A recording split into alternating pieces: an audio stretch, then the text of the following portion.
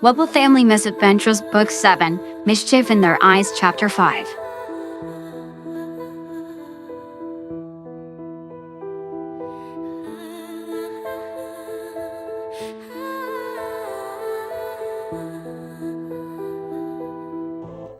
Silver stared down the hallway toward the sounds of those humans that would see them any second now, his heart racing away in his chest. We have to hide. But where? Between them, Sonic grabbed him and Shadow by the wrists without a word and took off. The rest of the hallway melted away in a blur as the blue hedgehog raced to the other end and around the corner before he released them. There were a few seconds of dizziness before both their visions were able to stabilize. This isn't a hiding place. Shadow looked around wildly. He was right.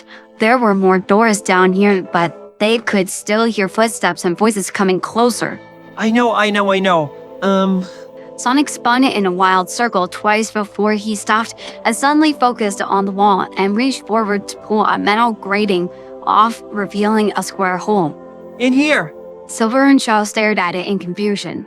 What? It's an event. Get inside. Bring the blanket too. There were no other options, nowhere else to go. It was a tight fit, but after dropping to his hands and knees, Silver managed to squeeze inside, followed by Shadow and then Sonic. The metal beneath his hands was cold, enough that he could feel through his gloves.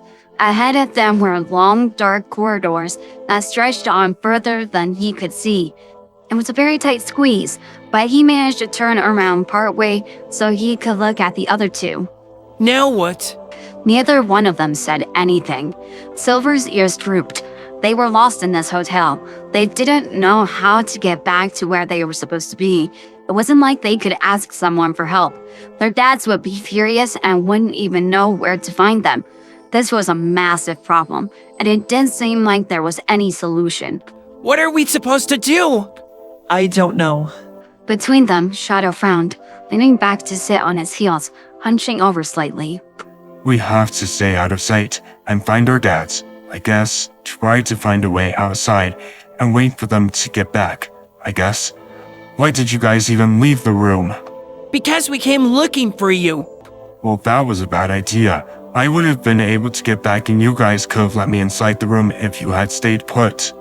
Fine. See if I ever try to help you again. Awkwardness fell over them like a blanket. That isn't what I meant. Well, it sounded that way, and it was mean. He had more to say, but he heard a woman's voice in another room answer him in confusion, not knowing who he was talking to and where their voices were coming from. The three of them sat frightened in silence for almost a full minute. Shadow finally awkwardly cleared his throat. I didn't want your help. It was nice of you guys to try and come help. It just would have been better if you guys stayed in the room. Hot tears started to gather in Silver's eyes, and he hugged his arms to his chest, hoping it was invisible, that he was trembling. And we did, and now we're lost and in trouble, and we might never get back to them, and... It's not going to be like that. We'll figure this out. It might be hard, but we will figure this out. Shadow nodded several times. We just need to get through the vent and then go outside and wait for them to get back. We'll be okay. That was comforting, even if he wasn't sure if that would work, but Silver wiped at his eyes. Okay, but can someone else go ahead of me? I don't want to go first. Ahead of them was dark. There wasn't any light to see where he was going, or worse, if anything else was out there. Shadow reached forward and tapped the bottom of his shoe. We can't. There's no way I could get by you. Use your psychokinesis to see. It was uncomfortable being on his hands and knees so long, especially on metal and while wearing an oversized hoodie that made it even harder. But Silver let his psychokinesis flare to life and start to crawl forward. That had been a good idea. At least now they could see a little bit. Why did I have to bring this? Even though he couldn't see his brother, Silver could hear the discontent in his voice. Because I need it tonight? You can't get another blanket? Don't know, but I need to have a blanket tonight and I don't know where to get another one from. Stopping to sneeze, Silver swiped at his nose. There was so much dust around them, no matter how hard he tried to keep it away from his face. I don't like vents. He muttered and then stopped. Hold on. The other two came closer, trying to look over his shoulder. What is it? Silver peered down a long shaft. It goes down. I can't tell how far it goes down, but it's a lot. Can we go over it and keep going? No, this is the end. We have to go down. By jumping? I'm fine with that. I'm not. I can gently lower us all down with my psychokinesis, but you guys won't be able to move while I'm doing it. I've heard it feels kind of strange, but it doesn't hurt. The two of them muttered to each other for a few moments before they both sighed. Yeah, okay. Reaching out with his power, Silver grabbed both of them and then carefully jumped, using his psychokinesis to control their descent. It made him glad he had suggested doing this and not just leapt in blind. It was a lot deeper than he had originally thought. Finally, they reached the bottom, and he set them both down and released them. That felt so weird. Sonic said, shaking his head as his quills flew back and forth. At the bottom of the shaft was a good amount of space, enough that they could sort themselves out, even though it was still extremely dark. Someone else go first. Shadow took the lead, with Silver in the middle and Sonic behind them. It made Silver wonder if someone who could run really fast would get miserable being forced to go at a slower pace, because he was in the back. But also, it was probably best that he didn't go first. He could just take off and leave them behind without thinking about it, and that was the last thing they needed. The three of them kept crawling. Every now and then, they would pass a vent opening and could hear people talking. They heard a man yelling rudely about how he didn't want to see something in someone's hand ever again. Several rooms where it sounded like people were jumping on the bed and moaning about it. But they found that strange and kept going. So how much further? Shadow didn't even stop. I don't know. This might not even be the right way to get outside. That made Silver stop. We're going the wrong way? Why are we going the wrong way? I don't know. I said might. And I don't know what other way to go, so this is the way it is. After a few more minutes of silence in which Silver's knees were starting to ache again, there was another vent with a strong light shining in, with a man talking about stuff that made literally no sense. Shadow didn't even pause and kept going past it. But Silver stopped to peek out. Guys, look! Sonic crowded up behind him, as close as he could get so he could also see. Then Shadow joined them a moment later. What is it, Silver? From the limited view they had, there were two people sitting in chairs at a long table with their backs towards the wall.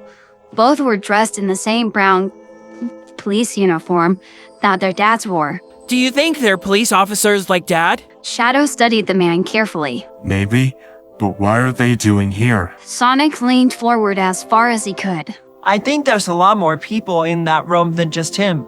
You think our dads could be in there? The man that was sitting closest heard that and looked around in confusion as the three hedgehogs shrank back from the vent, so he couldn't spot them. Maybe, but we need to make sure. I can do that. Let me go see if there's another vent to look out. He crawled over Sonic and went off. It took him almost 10 minutes and a lot of exploring, but he finally found another vent on the other side of the room and near the ceiling, not the floor. From there, he had an excellent view and could see almost everything. Sonic had been right. There were lots of people inside, and all of them wearing the same uniform. The tables had been positioned together like a massive horseshoe. With so many humans sitting around it, it took him a few seconds, but he found Wade and Tom at one end, listening to the boring man at the front of the room talk.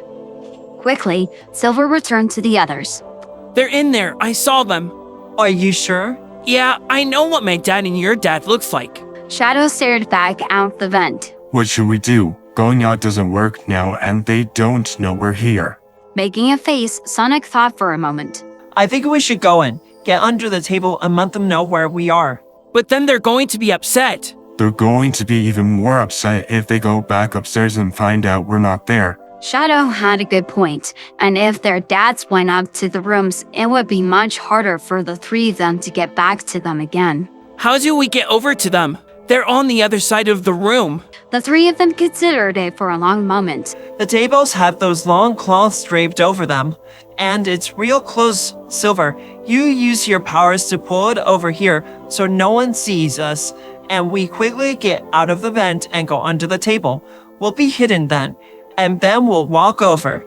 That didn't sound like a good idea. It would be so easy for someone to spot them. But none of them could think of another option. Very slowly, the three of them eased the metal grate off the wall.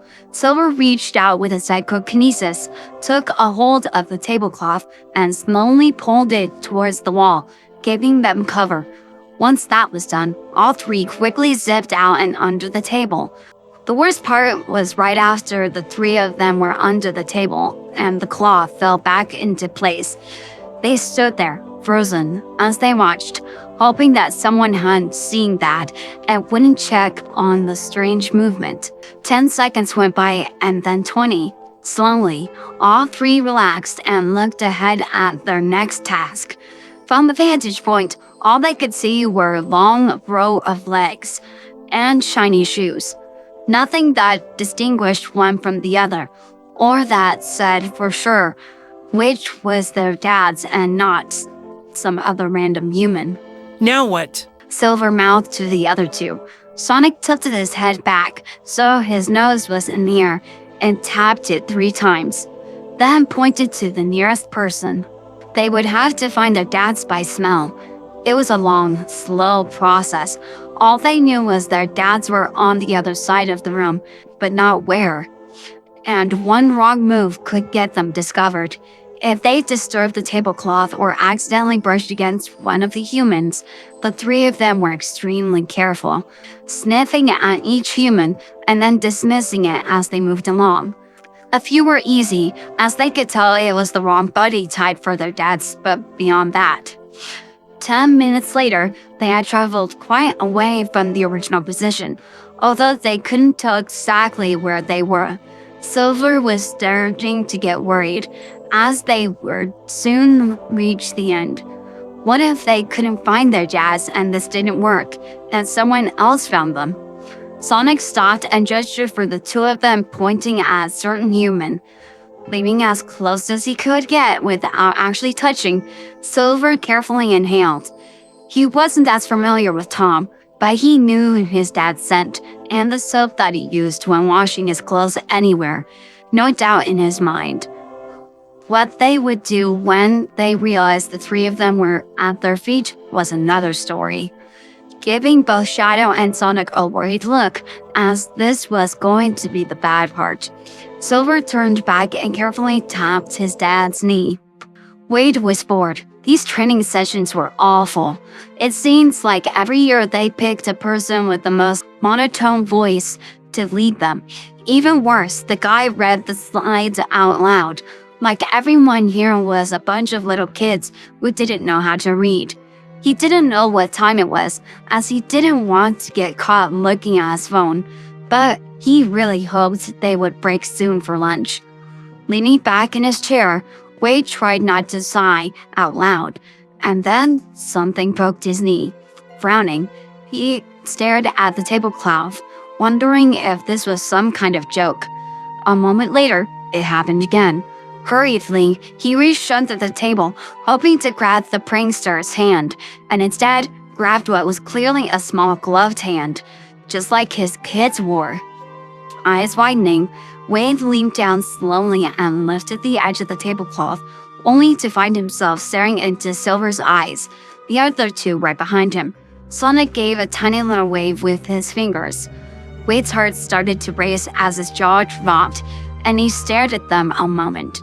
Suddenly realizing what he was doing, he sat back up again, as he felt Silver settle against his leg. The kids were in the room with them. What were they doing? How long had they been down there? How had they gone in that room to begin with? Looking towards the single door, it was shut and hadn't been opened in over an hour. A quick glance toward Tom, who was seated next to him, revealed that he had no idea what was going on. Wade didn't know how to tell him without alerting anyone else around them. Carefully, he lowered his arm, so it was out of sight, and jabbed Tom in the side with his elbow to get his attention. Immediately, the other man shot him a dirty look, clearly wondering what was wrong with him. Wade made a small gesture with his head towards the table, and Tom looked away. Frustrated, he jabbed again, this time making Tom glare at him. He pointed with his thumb towards the underside of the table. Huffing, Tom leaned back and lifted a bit of the tablecloth, and his eyes widened. When Tom looked back at him, clear confusion and panic in his eyes, Wade only shrugged with one shoulder. He didn't know what they were doing under there or how they had gotten there. The next several minutes were the longest of Wade's life, as neither could do anything to get the boys out without drawing the attention of the people around them. All he could do was sit there and wait, desperately hoping that no one would look under the table and spot the 3 alien hedgehogs at their feet. Finally, a 45-minute break was called for lunch, and the room exploded into noise, people getting up, talking with others, and filing out of the room. Tom stood up quickly. I'm gonna go fetch something to help us. He said quietly to Wade and quickly left. More than anything, Wade wanted to peer back under the table to check on them again, but knew if he did too much, someone might notice and wonder what he was looking at. There were still some people lingering, and they were not out of the woods yet.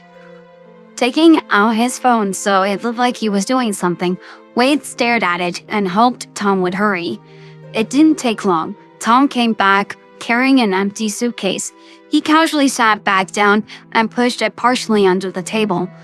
Wade's heart sank as he knew there was no way Shadow would ever get inside that, especially with the other two, and not completely panic before they even got to the elevator. As frustrated as he was with them, Wade didn't want to do that to him. Quickly, he remembered that Shadow had been carrying a blanket and got down onto the ground, pretending like he was tying his shoes. He checked that the other two were inside the suitcase, zipped it, tossed the blanket over Shadow, gathering him up to his chest, and nodded to Tom.